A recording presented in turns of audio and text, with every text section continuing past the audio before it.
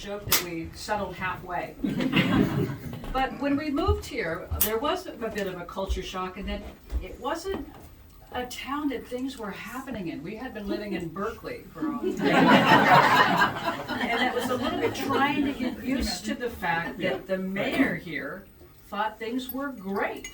And I think things were great for the mayor. And his cronies and people that thought like the mayor.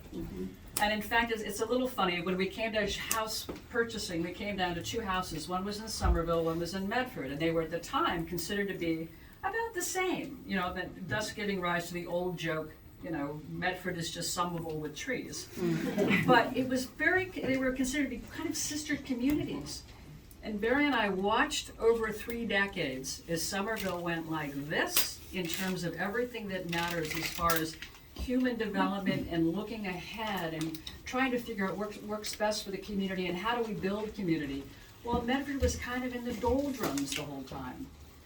I was delighted, and I have been increasingly interested the last several years as more and more people began moving into Medford and began finding their peeps with the people that were scattered here and there to actually be on the cusp of something that I think is finally starting to happen here. Yeah. You know, Medford is starting to say, we don't need the old ways of thinking about things.